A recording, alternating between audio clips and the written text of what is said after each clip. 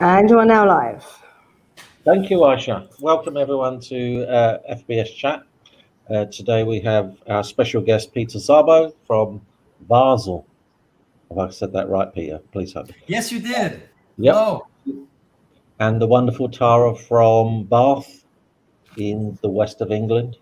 And Russ from Florida. Wow. This is a truly international conversation. So, Peter, thank you for joining us and spending this time with us. We really appreciate it. I guess my opening question, as always, is when did you first come across solution-focused therapy, and how did you know that maybe this was the way to go forward? This was the right fit. Whoa, it must have been about 30 years ago. Yeah, 25, 30 years ago. And at that time, there were no coaching schools in Switzerland. There were therapists, doing the serious work with people who felt seriously incapable. But then slowly this coaching side emerged with more focus on so-called normal people. No difference between the two groups. And at that time, I was desperately unhappy as a manager in an insurance company.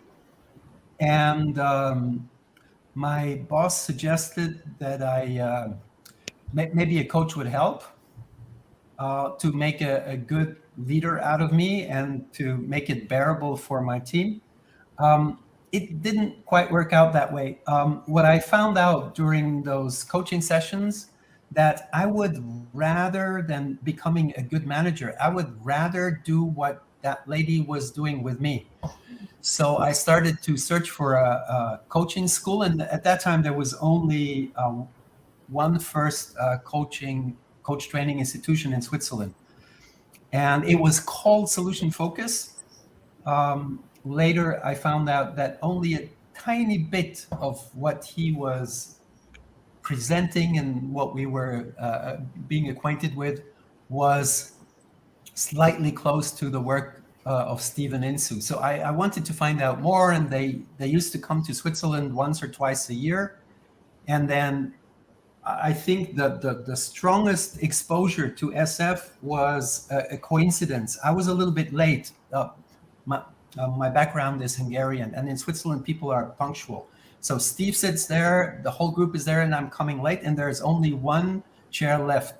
So I had to sit there. And so here is Steve, there's the translator, and the next chair was empty. And somehow, I still have no explanation how that happened.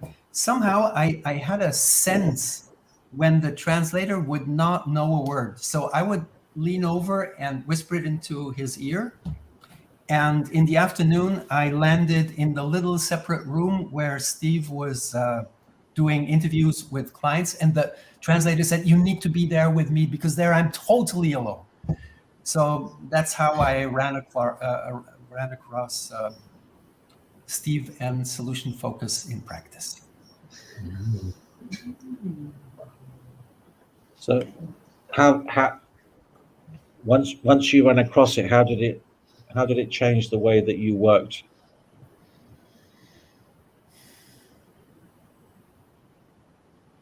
Can you ask when instead of how? No. I'm just kidding a little bit. How? I answer that how question.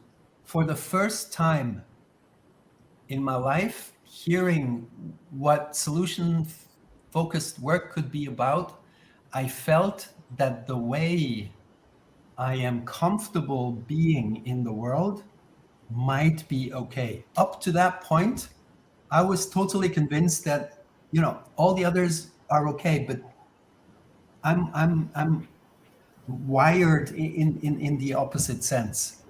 So that is maybe the how.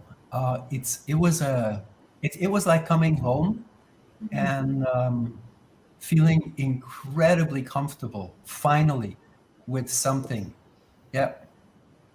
You know, Joe, I got to tell you, I've been listening, and that is actually one of the main questions I've always had. And when I think about someone who's prolific, who's been a leader in the field, who has been doing this a very long time, and you guys have interviewed a few, you know, what is the difference? How is it that it clicks and you say you feel like you've come home? And that was kind of my own experience as well. How is that different from someone who looks at it? I've got students, for example, who are learning this for the first time, and you know, they struggle. They say, "Well, how is this even possible? How can you move forward without understanding what went wrong?" And they're not experiencing that same thing, and I just don't know how does that. How can we get more people to come home and realize that you know, this is it works. Can I ask you, Ross? Do you notice a difference between if you have solution focused conversations with people and if you're trying to teach solution focus? Do you notice a difference? I think so. I'm not sure if I'd call it a difference, but I think we were talking earlier about how, you know, sometimes we slip solution focused in without people knowing it. And I think that's my experiences. I'm constantly solution focused. So I'm talking to people, whether it's friends or colleagues or students. I was doing it earlier today. I was answering some reflections that some students wrote, and I just can't help it. But then when I teach them, they never really notice that that's what I was doing, even up to the point at which I'm teaching them. So there's a disconnect. They love it when I do it with them, but when they learn it and say, "Well, you know, you want me to do this?" Yeah.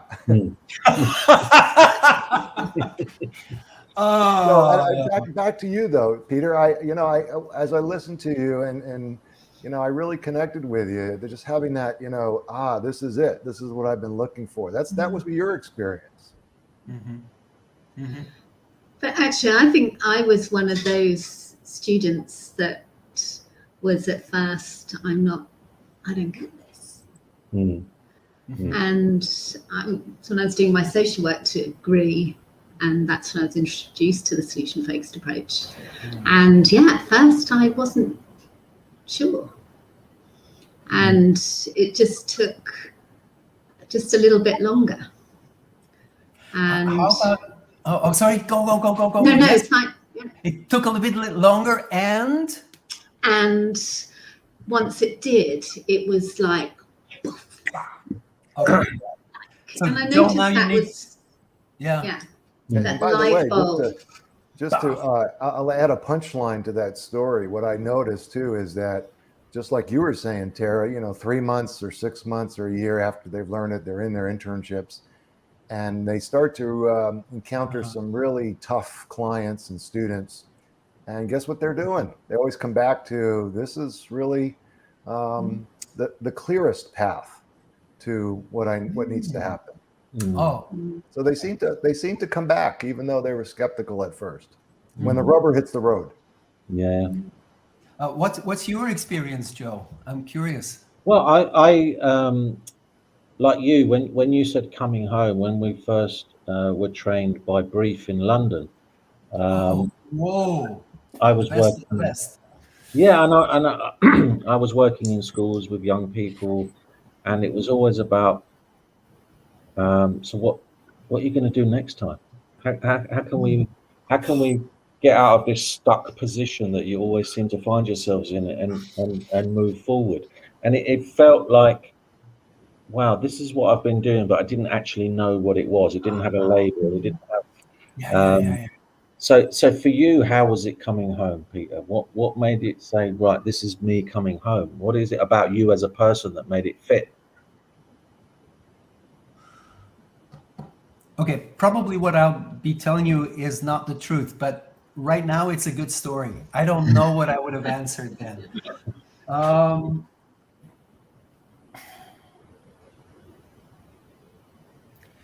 I'd like to think that confronting people, getting into conflict is absolutely not me. So I don't know, we were married 25, 30 years. I think once my wife got very shaken because I was confronting. So for me, naturally, to see the good intention, to see the tiny bit that I could work with, that's so much more comfortable than having to say, no, my opinion is. So that's how I came home. Yep. Yeah. And for me, it was that we can keep going over things. We can keep being stuck in this way of working, but what is it within your power? Because often young people, when I was working as a mentor in schools, often young people felt that there was nothing in their power. There was nothing they could change, because they were always told what to do and always told that this is the way things are. But there were things that you could do differently, and if you managed to do that, so they would often say, "Oh, the teacher just kicked me out because they hate me." Wow, really? That must be terrible. But when you go through the conversation, it's almost like, well, I do often turn up late for their lessons. Okay, and how do you think that? Do you know what I mean? And you have these conversations where it's you're not a passive bystander. There's something that you can do, and that was always something that I think drove me in a way, because no matter how, if we react differently in a certain situation, it's got to change the dynamic. Okay. Because something's not right here. And I loved working with children in school. I think it was the most amazing, and the most amazing privilege as well.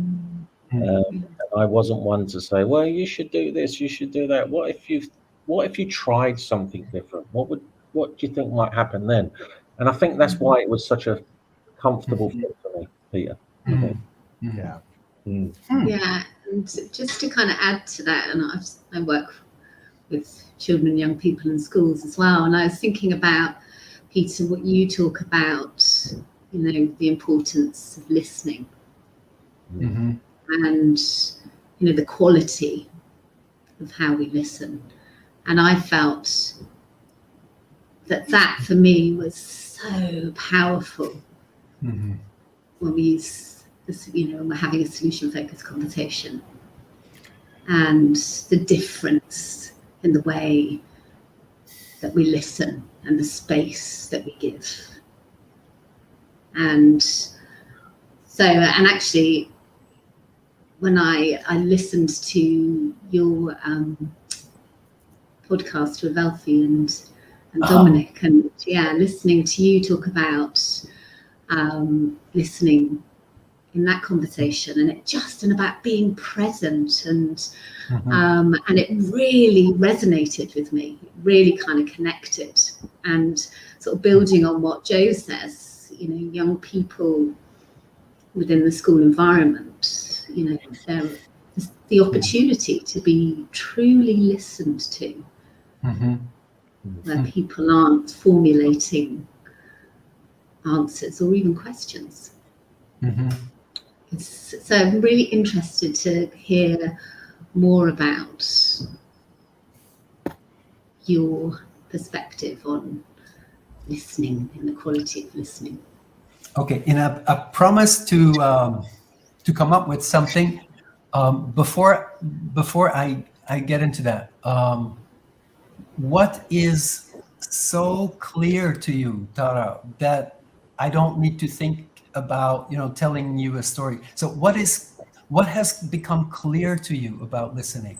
What recent example made a detail of this quality of listening tangible for you? Can you share a little bit about listening? Because right now I find it very fascinating. Well, I've been thinking about you a lot, because I've been thinking about this conversation. So you've been really present in my practice over the past few days in particular. And I met with a young person today who I've seen several times, and I won't go into too much detail of that, but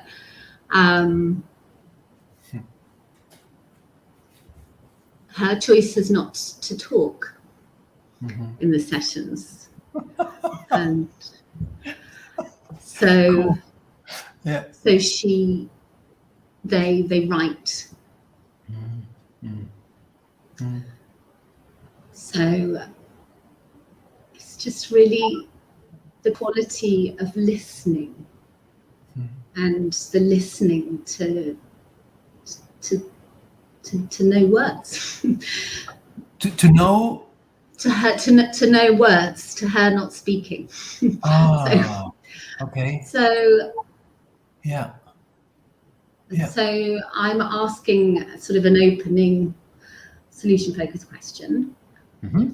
Okay. And then there's lots of space given for her to write. And so I'm not formulating any questions based on what she said to me, because I don't know what she's written and she's not saying it. But I am listening, and the question comes, but it's just a sense of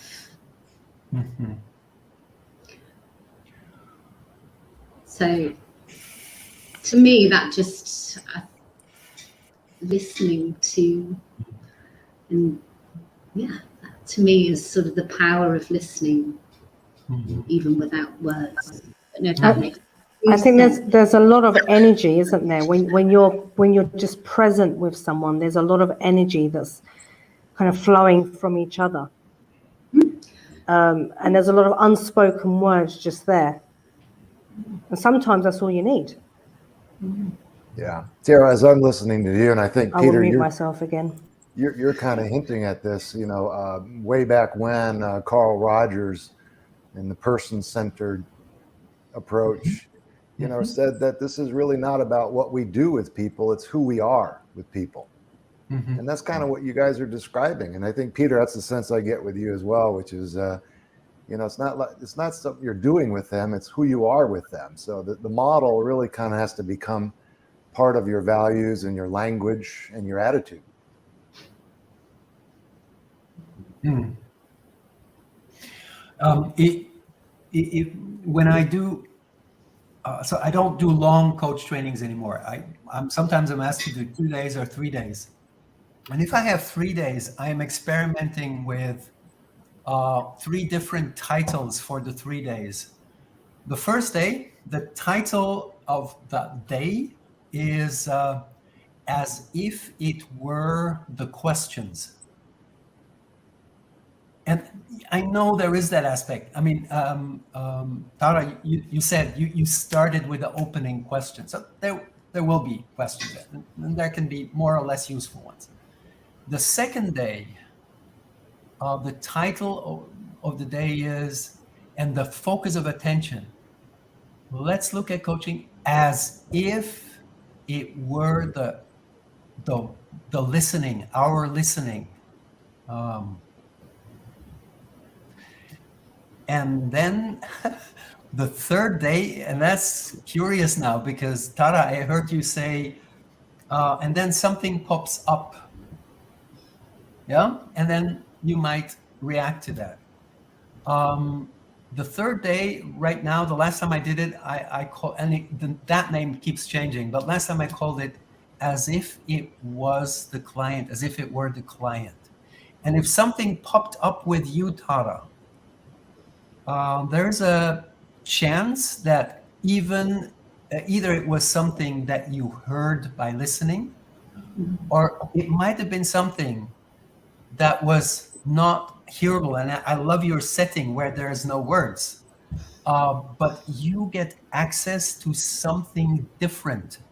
That sounds so esoteric. So I'm whoa, and still there must be something there. And so I like to play around with that on the third day. And so when I do live demos on the third day, I am really happy when the participants say, there was this thing in your interaction that I understood what was happening. And there was that, but 70% of how the conversation between the two of you emerged, I have no clue how that came about. And then I think, yes, okay, now we're getting into very interesting territory. Yep. What? Go on, Russ. Yeah, go ahead, Joe. Joe, go please. No, I was just going to ask how much. I think for me, one of the most important things is what the client has control over in the present. What can I do moving forward from this conversation that's within my control? Okay. Because the past is unchangeable, although it has an effect on us. It's what I can do moving forward from this meeting. Yeah. And the 70% that you were talking about, Peter, can you kind of elaborate on that? Because I had a really interesting Evan from Brief has put some wonderful stuff on YouTube, and he was talking about therapists not having an ego. That it's not about me, it's about the client, and sometimes putting that ego aside. And that was really, really interesting, because I never think I know what's better for the client. And I don't know why I'm rambling on, but it sounds like for me, from a simpleton's point of view, I have a client, they have a past, they have a history, but once you leave this room, there's certain things you can do that might make things better. What do you think that is? That's really, really important for me. And so what's the effect on your clients? I'm curious. How do you notice that it's not only important to you, but somehow useful? Yeah, I think they leave with a bit more hope, a bit more agency, maybe, especially with the young people. It's I guess trying to get them to understand it. If I whatever reaction I have to an external whatever it is, it's going to have an effect. So if I do something slightly differently, maybe catch people off guard, maybe catch my teacher off guard. Yes, sir, I was like, I really do apologize. It won't happen again tomorrow. And you think, what can the teacher say then?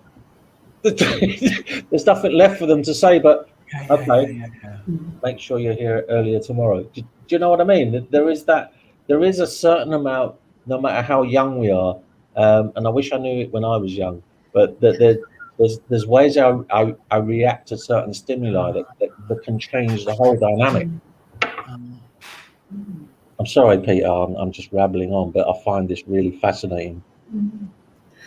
Well, yeah, I'm just sorry, picking up on that, sorry, I've been like reading lots of stuff around you, Peter, so I just feel like I'm like your super fan at the moment, but just reading about what you write about retuning, and that again, that was something that really, really resonated with me. And about people's capability, and the language that you use around that, and again, that's something that I know each of us that are here feel really passionately about. In our, sort of working with young people in particular, and that it's not about us. It's about them, and their discovery of what they're capable of, and I think so. And so I'm interested to hear, you talk a little bit more about retuning and to sort of explain that a little bit more to us? Because I see the retuning as just a tiny, tiny, minuscule, because it's all there. Yep. You know, it's just a tiny turn. I love that.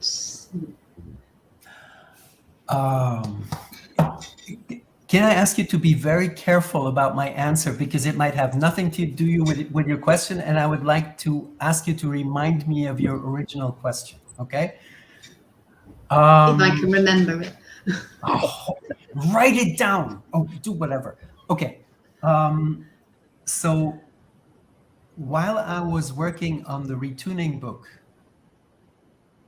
the difference was a difference I noticed about myself. So my behavior as a coach, my understanding of what I thought about 8 years ago, what I'm supposed to do as a coach, has completely changed through the research for the book. So my first book with Insoo and the second book with Daniel were books about, you know, what do you need to do? What do you need to ask? How do you go about being a good and useful coach? Now these words sound terrible to me. Since I've written the book, because in the retuning book, I am not there as a coach. I am with these people who tell weird stories of retuning from a terrible situation into something that's the biggest gift in their life on their own. So I was not coaching. It was like I was a reporter, and I wanted to find out, so how long did it take you from, there's this guy who gets fired from his dream job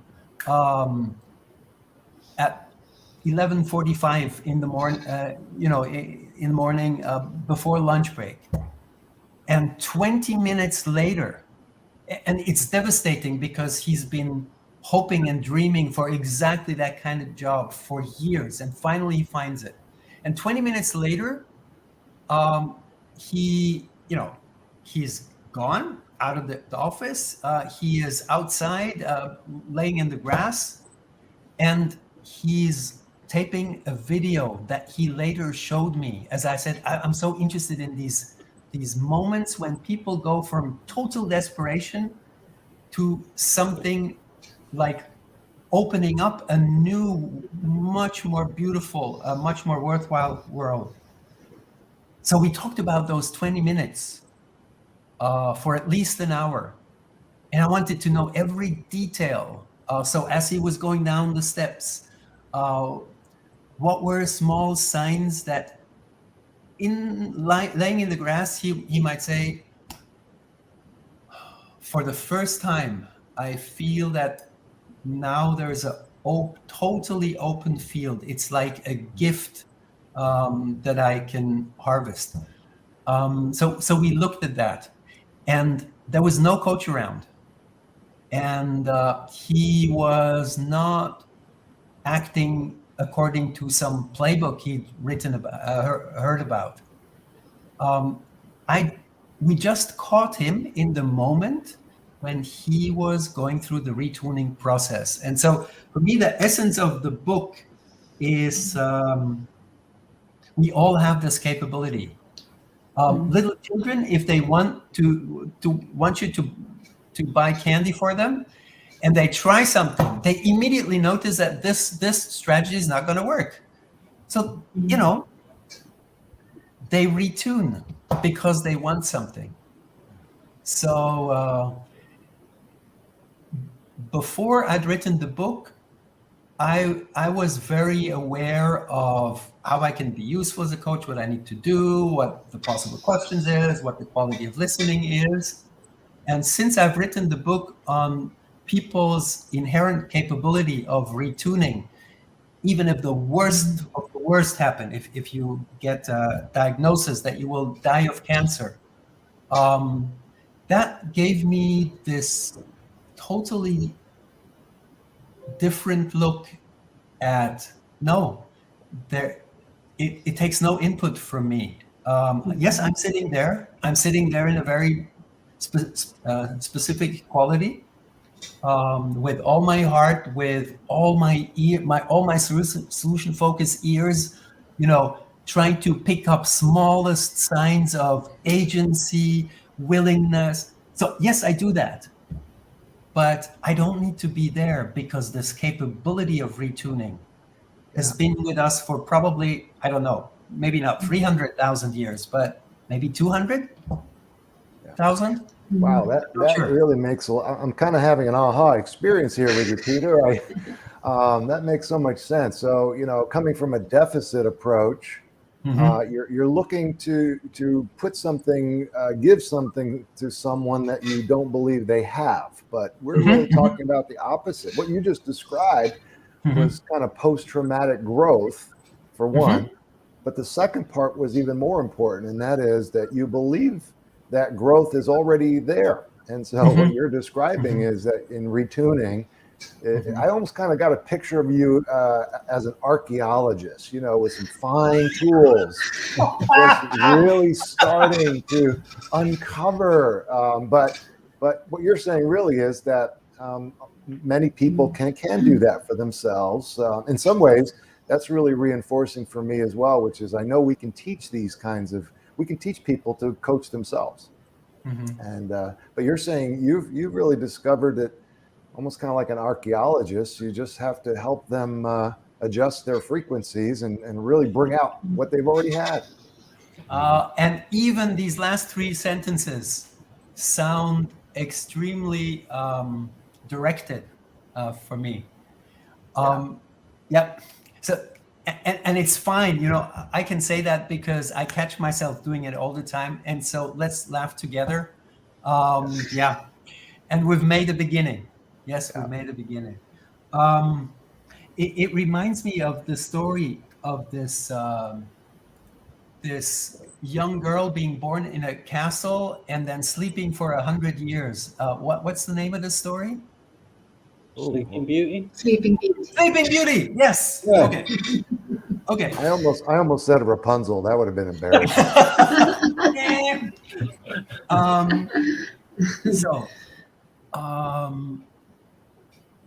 I noticed with myself that still now, after having written that book and after letting go more and more of this illusion that my contribution is important, that the way I say it is important, I still catch myself thinking of Sleeping Beauty waking up because of the quality of my kiss.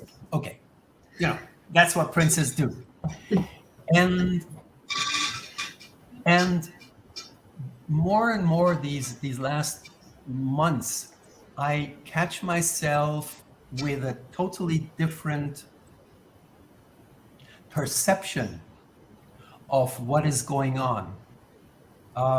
The perception of, hey, the last fairy, instead of the princess will die when she hits her finger, she will just sleep 100 years. So if it's not the brilliant quality and the irresistible lips of the prince, but the fact that the prince is present as the 100 years are over.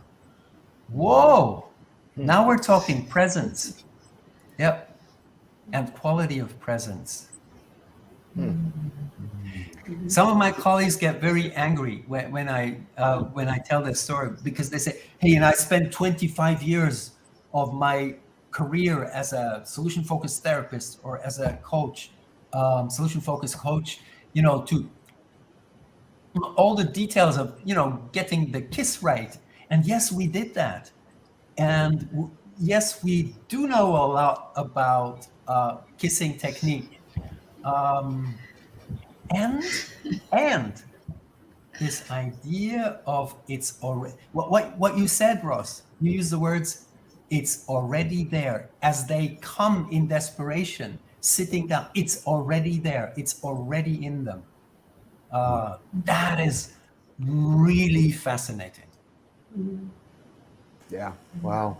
I love that. The Cinderella approach. Mm. Yeah. The Cinderella I love that. approach. Some kisses are better than others. Yeah, definitely. I'm just going to put Gil's question. How does retuning relate to reframing?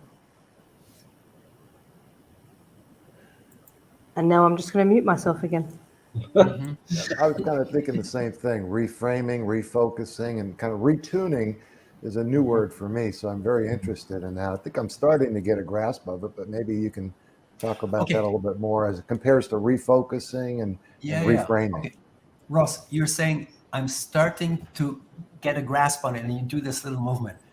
Say more about the start of the grasp. So maybe I can jump into that and build on it, or maybe it will not be necessary afterwards anymore. Well, So I what are you know starting? in one of the talks you gave, I think it was in 2012, you talked about the inspiration of analogy. And I notice you're giving us some analogies now with Sleeping Beauty. And I love analogies. The analogy right now for me is I think of tuning a guitar. You know, I've got maybe 6 strings. And maybe not all the strings need tuning. Maybe if I can tune 1 or 2, oh my gosh, the entire song is different just by slowly tuning 1 or 2 little strings, just a little bit. And I think, Joe, you had kind of talked about that small change, which I think is so powerful in this approach. Small changes lead to bigger changes. So that's kind of what I'm starting to see if I'm following you. And I read this book many times. I just downloaded your new book. I haven't had a chance to read it yet, but I definitely probably going to start that one tonight. So I'm fascinated by this idea of retuning. I think, are we tuning attitude? Are we tuning the focus? Are we just making a small adjustment in disposition? I don't know. Am I getting close? Are you? I don't know. I think so. I think so. So, for example, another analogy is, what kind of tune am I singing? You know, that affects everything. It affects what I do. It affects how I feel. And so could it be that it's the kind of tune that I'm focused on, which will affect how I think and how I feel and what I do? Not the opposite. So I'm not singing because I'm happy. I'm happy. I'm happy because I'm singing.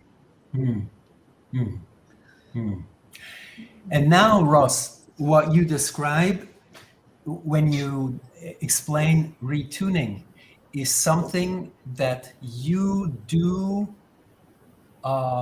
with yourself. It happens inside you.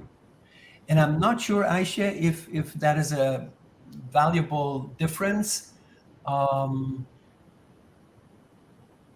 Reframing has a different taste for me. There is a reframing that people can do without a coach being present. And my hand would move here. It would happen somewhere here. Okay, so let's look at it from a different angle. But what Joe was, what Russ was describing, if you are changing the fine tuning of anything that is in a tension that is connected, it's not a intellectual, it's not a mind-driven process. It's stuff inside you miraculously arranging itself differently to be more in flow with the circumstances that will not change no matter how mad you get, you know? Yeah. So what I'm getting from you now is this idea that, if I come in to the room and I'm sitting down and I have a certain kind of tune, that kind of rubs off. That somehow when we get together, we tune into each other, and we start to share that. And so I don't know if I'm getting closer or not, but that's kind of sounds like what you're saying is, we sync up. In fact, I'm thinking maybe we should coin a new word. I don't even know if this exists. Instead of attitude, we should talk about attitude. Attitude. Oh, I like it. What's your attitude? That's exclusive to the people in this group. Attitude. You've got me thinking, Peter. You've got me thinking. But it's infectious, isn't it? It's a bit like when someone walks into the room and they're singing a song, a tune. Even if you don't know the lyrics, you start humming. And that is what solution focus is about. It's how we are influencing the people in front of us, whether we've spoken or unspoken words. That presence is really important. And I think that's where it can be quite infectious in that respect, because they leave feeling more hopeful. Aisha, say more about the word influencing. And then I'm sorry, I've just seen Tara was also about to say something. Go on, Tara. Okay. No, you go. Aisha, You go, can you say Aisha. something? Can you say something about influencing? Say I more about think your we've- understanding of it. I'm curious. Oh God, Peter, I don't like you anymore. Yeah. Okay. It's making us work. I think when you truly do believe that there is hope and that your client is capable of change, that whether it's spoken or unspoken, it comes out in the practitioner's, the coach, or the therapist language, body language, spoken language. Not saying, here to go, you can do it, but it's that hopefulness conversation that they start picking up on. When you do achieve that, rather than if you achieve that. And I think that sort of language. Okay, that's helpful. So when you gave it the label of influencing, I was a bit lost. Now, when I hear you describe exactly your words, I'm fully with you.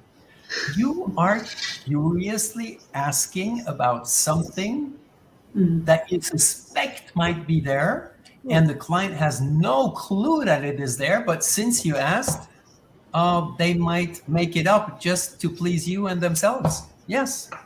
And then, and that's progress. Because sometimes we are, as the therapist, their motivation to change. Because of that relationship that you build with your client, I don't want to disappoint my therapist. Therefore, I am going to look out for exceptions when times are a little bit better. And I find that, especially with the parents in the workshops, because they know I'm going to ask that question, they don't want to disappoint me. And they're like, and then what they'll do is they'll say, oh yeah, I completely forgot, but then I didn't want to disappoint you, and this is what I did. So sometimes we are their only motivation to change. So you only have certified clients then. So clients, who come into the room wanting to cooperate with you. Yeah. Yeah. What's the training course for your clients? That is really impressive. Oh, that's the People want to solution collaborate focus. with you. Yeah, that's the solution focus workshop, guys. Email me. Okay. Is it very expensive? It's free. Thank you, Peter. And open to the whole world. Ooh, Swiss people would say if it's free, it can't be worth anything. But I see that it works. It's free. Right. It's free, but it's worth a Harrods carrier bag, probably. Oh, beautiful. Okay. Can I just say something? Can I say Yes, please, Tara. Finally, do it. something? I've been listening. So I was thinking about the quality of listening and the possibilities that creates for reaching, and this again going back to that pace and space that you give, and Peter's thinking about, that you're talking about the physical as well. That so as you were talking, I was thinking about that quality of listening. Thinking about, and then the space that you give to enable, or for there to be a possibility of that self-discovery of capability.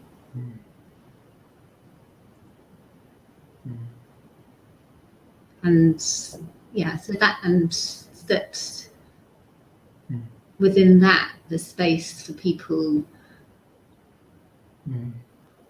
to just ever so slightly retune alongside sort of questions of asking for more detail. Okay, how did you, tell me more, you know, just tell me more. And I think in terms of our presence, we can be, we can be there, but removed as well from that process. Oh, okay.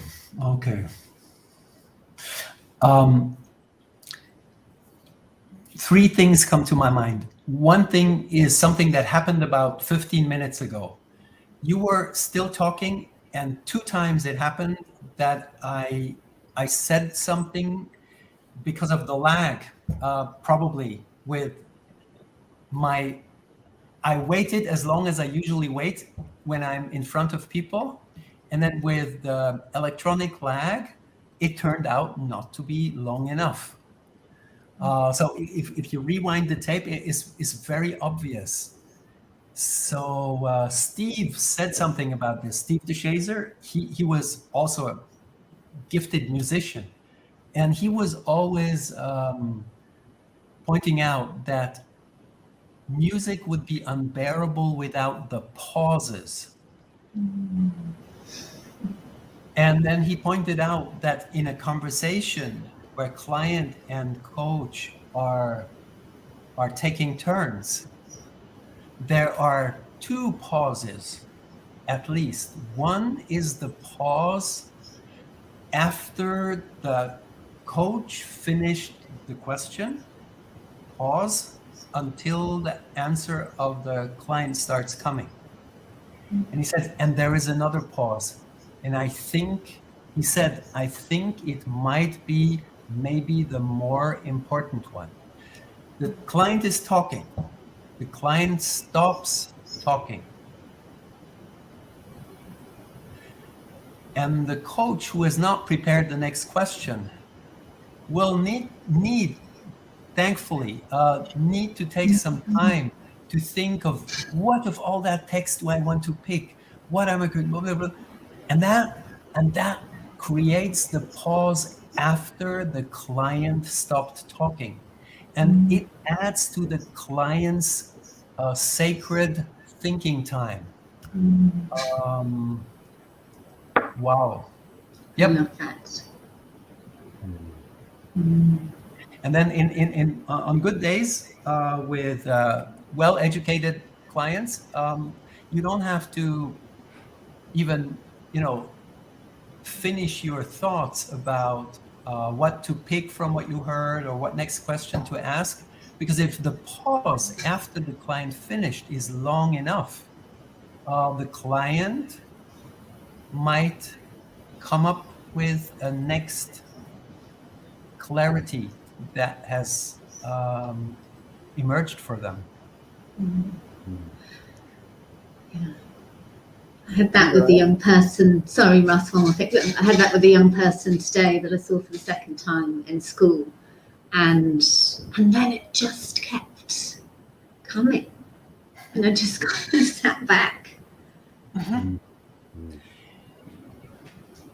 Yeah, and I think if you have a well-trained solution-focused mindset, as long as the client is in this retuning himself to be more conscious of all the things that are readily available in the client, then that's the best that you can happen. And as a solution-focused coach, be quiet now. Don't think about questions. Don't continue to ask. I still get a little bit more into trouble if clients keep, lining up all the things that went wrong and why they went wrong. 5 months ago, my impulse would have been to to use one of my 300 tricks to change from problem talk to solution talk. Now, I'm more comfortable with letting it happen, since I have more and more experiences where the client gets sick of hearing themselves, bathe in the mud of the impossible. And if with all my love and care, I just sit there and listen, eventually, maybe they might decide that enough of that. I want to play a different tune in what is happening. I don't know. On good days. Does that make any sense, Tara? Lots of sense. Yeah, Okay. I love it. Yeah. Can we just, sorry, Joe, can we just clarify one thing? Because I think I know what you meant, Peter, but I think those that don't know. So Yvonne asked, I don't think you have to be well educated to do that. And I think it's in terms when you said the educated client, but I'm thinking what Peter meant was, and correct me if I'm wrong, someone that knows, that someone that has experience with the solution focused approach, where they've been used to our questioning. Okay. No. Okay, sorry. I got it wrong, Yvonne. Now, I'm glad that you clarified the context. In this context, it's a stupid joke from my side. It's like a business idea. I did a lot of training of coaches, and there's a lot more clients than coaches. So the joke is, why don't we start to train clients so they behave orderly? But it's only a joke. No. So She's put the thumbs up there for you, Yvonne. Yes. Thank you for clarifying that. There is no need to train the clients, because, and you said it, Aisha, you said it about 15 minutes ago. Clients come with this readiness and heartfelt warmth, wanting to cooperate with you. They don't need any training. Yeah. I know we're down to our last few minutes, so I'm hoping to squeeze one more question in. And maybe I'll find out the answer tonight when I read your new book. But in the title, it's, what was it? It's less than 0 seconds. 0 seconds. I know solution focus is supposed to be brief, but that's pretty brief. What does that mean, less than 0 seconds? It was a marketing. You got my attention. Yeah, well, okay. And in the book, there is one example. It's, I don't know which chapter, but it's Rosemary's story. That is actually, so the book, there's examples where the retuning happens within 0.3 seconds. Oh. There's retunings that take 7 years, and that's fine. And the Rosemary's example in the book is the only example where the retuning happens in less than 0 seconds. So she is about to die, and that's clear to her, and it's medically clear. And she starts to connect with not only the process of dying, but to connect with her imagination of after she leaves this physical body. And she does that about 3 weeks before then she actually dies. So, and that's less than 0 seconds. Long before she dies, I had long conversations with her, many hours. And that was the biggest gift that she gave me, is being present with someone who is not connected to these earthly money and schedule and prayer things, but she, all by herself, started to connect with something that we can only suspect, and she might only have suspected it also, something about the thing that might come after or not. So that is an explanation for why less than 0 seconds. Gotcha. Wow. Okay. Wow. Neat. That's quite a story. It also reminds me of what, and I don't know, I forget who said it. Maybe it was Steve DeSage or maybe it was Insoo Kim Berg, but change doesn't necessarily happen while we're meeting with them. Most of the change happens in between meetings, doesn't it? And then there's the famous term in many psychological approaches is it happens before the meeting. So I remember one of my colleagues, I was really desperate. I felt like now I need a psychologist. My life is so messed up, a coach won't do. So I went to see one of the psychologists among the people that I had trained. And I called him, I said, look, it needs to be fast and, please make it possible for me to talk to you. And so he lets me in, we sit down, and I had been his trainer on the solution focused side. So I was expecting the normal, so what are your best hopes from this? Yeah, any kind of question. And no, this bastard, what he did was said, so Peter, tell me, how are things already better than when you desperately called me? That was the only question he had to ask. He kept being curious when I said stuff. But so, clients. So there's many ways to find, to detect how clients are ready. Sometimes before they even know it, while they still think it might be a good idea to come see you. Yeah. Wow. Absolutely. Yeah. I was going to ask Peter that obviously there are clients that feel that because I genuinely believe that clients have the answers, and we can say that glibly. Yeah, the clients have the answers, but it's getting that across to the client who's in that moment of desperation that feels that there's no way out. How does this way of working help them see above that kind of parapet that things are just totally dark and there's no way out of this? And sometimes it may be things out of their control in terms of practical things like housing issues or poverty. Okay, now let's get back to the first day hypothesis. If it were the questions, if you watch videos with Insoo Kim Berg and clients in these kind of desperate situations, there is two patterns that you might notice. One pattern is that even though she's solution focused and she knows that knowing more about the problem has no connection whatsoever to the solution that will pop up. But now listen to the sequencing she does.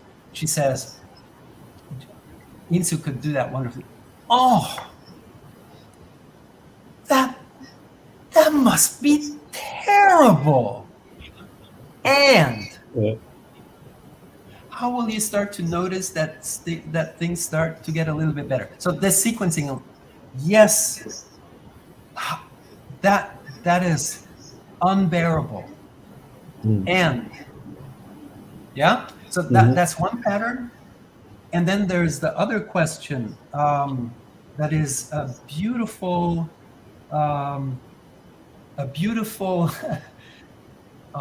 path that you are pointing towards for clients when they're in total desperation. And it's the question, how do you cope with that? I mean, no job, husband beating you. How do you manage to even wake up in the morning? How to manage to get out of the bed and go to the children's bedroom? How do you manage to do breakfast for them? So in this desperation, this coping question is an extremely respectful way of of giving clients space to discover everything that they're still capable of functioning perfectly well, although it is hopeless and terrible. So that's, I don't know if it's helpful, but that Insoo was quite something in this. Yeah. Can I ask a question, Peter? Because I understand that your 3 children are founding members of a self-help group. Suffering from solution-focused parents. What is all that about? I just chuckled when I saw it. I thought, this is amazing. Well, imagine, in our case, it was worse because Stephanie had a solution-focused background as a therapist.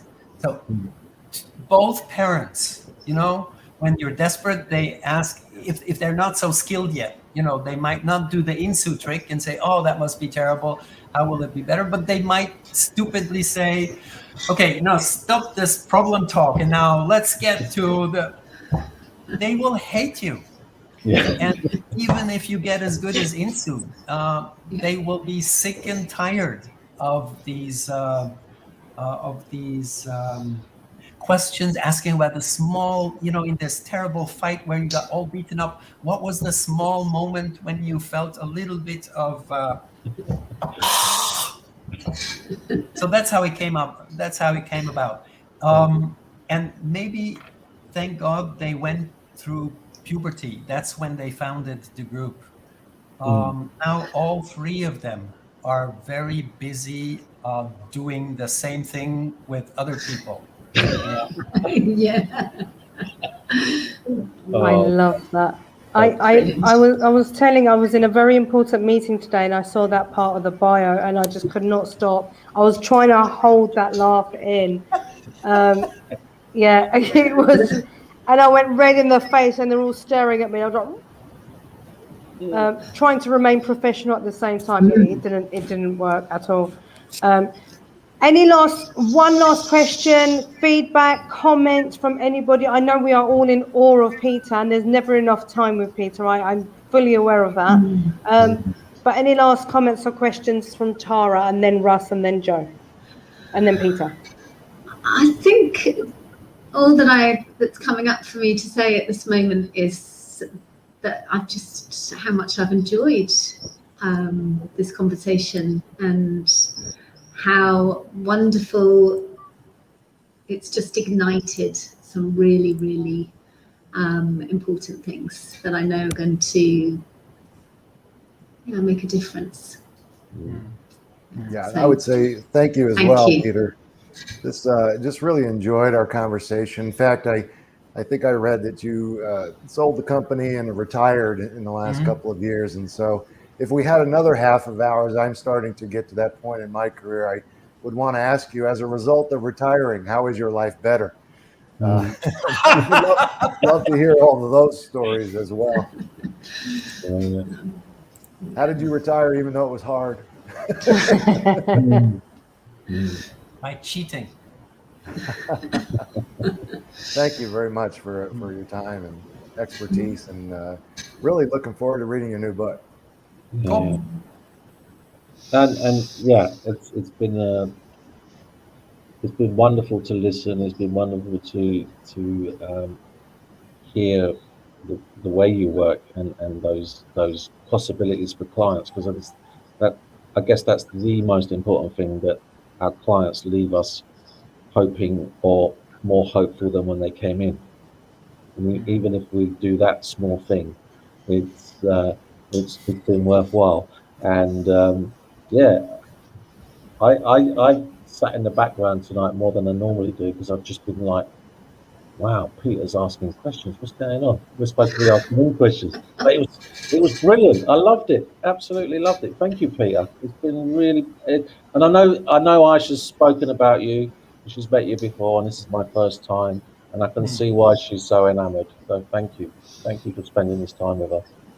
My pleasure. And if you want to trap me into talking instead of asking back, there's one simple trick.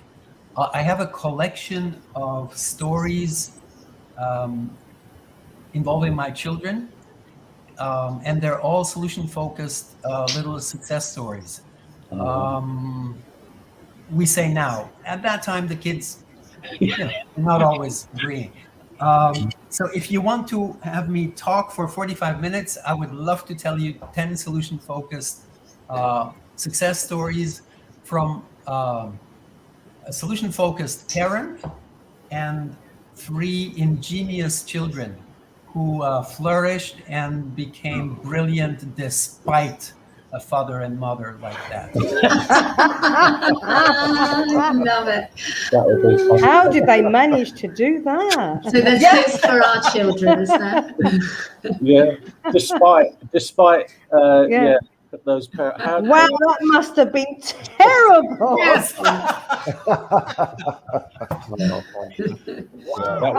That would be a great episode. Yeah, love that. I love the fact that I met Peter without Joe there. I had Peter all to myself on our very first Zoom meeting. And I even said to Peter, I need to take a photo. Sorry, Joe's never going to believe me. And Joe went, how come you got to see him? And a few swear words in between that. But it was amazing. And Peter and I and a few colleagues, friends, therapists, will be live again with Joe and maybe Adam and some other people to continue talking about and discussing the climate crisis. So that's coming up soon as well. I know Peter's very, very passionate about that and extremely passionate about how we communicate that with our children. So that's also something to keep an eye on. And I'm being educated as a parent. And I'm also being educated as a practitioner as to how I can have these natural conversations with our clients. And rather than, now we're going to talk about climate crisis, just make it very, very natural within conversations. So yeah, watch this space for that. Peter, any last words from you before I draw this evening to a close?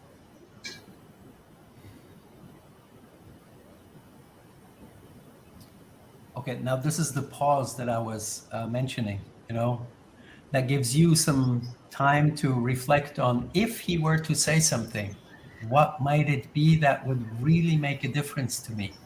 And that's quite an important pause because now I have nothing to say. Thank you very much.